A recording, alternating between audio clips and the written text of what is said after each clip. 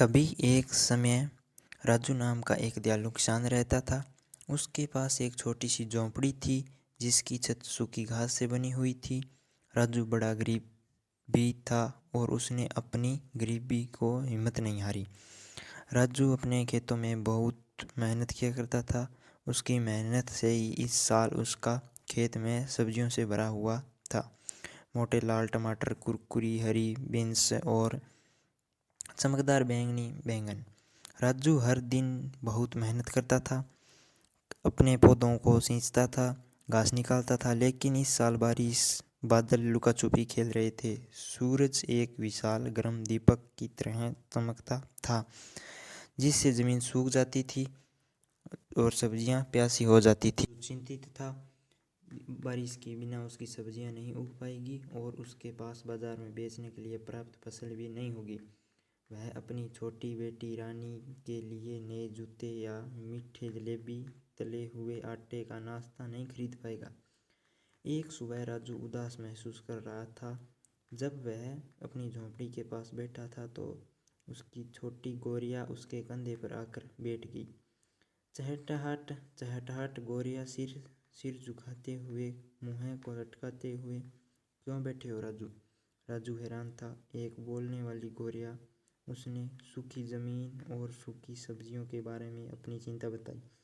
गोरिया ने ध्यानपूर्वक सुना। चिंता मत करो राजू, वह चपचाई, मुझे एक गुप्त स्थान का पता है। आओ। आम के ऊंचे पेड़ के पीछे एक छिपी हुई धारा बहती है। उसका पानी सब्जियों को फिर से हरा भरा कर देगा। राजू की आंखें चमक उठी। उसने गोरिया को धन्यवाद दिया और उसकी बताई हुई बातों का पालन किया। सबसे ऊंचे आम के पेड़ के पीछे एक चमकती धारा देखी, ठीक वैसे ही जैसे गोरिया ने कहा था। राजू ने अपनी बाल्टी को ठंडे पानी से भर लिया, वापस अपने खेत की ओर दौड़ पड़ा। उसने ध्यान से प्रत्येक प्यासे पौधे को चारों ओर पानी डाला। सब्जियां खुशी से चहकती हुई लग रही थी। उनकी पत्तियां चमकीली हरी हो गई। कुछ दिनों बाद आखिर बारिश आ ही गई। कोमल बूंद छत पर टप टप टपकी, जिससे राजू का दिल खुशी से भर गया।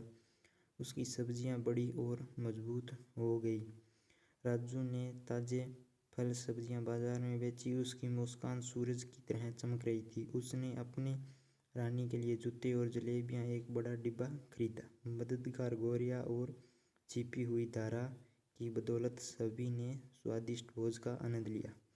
उस दिन से राजू कभी भी छोटी गोरिया को दयालुता और छिपी हुई धारा के जादू को नहीं भूला। वह जानता था कि भले ही चीज़ें मुश्किल लगती हैं, वहाँ हमेशा थोड़ा जादू खोजने के लिए इंतज़ार कर रहा होता है। कहानी अच्छी लगी हो तो चैनल को लाइक एंड सब्सक्राइब जरूर करें।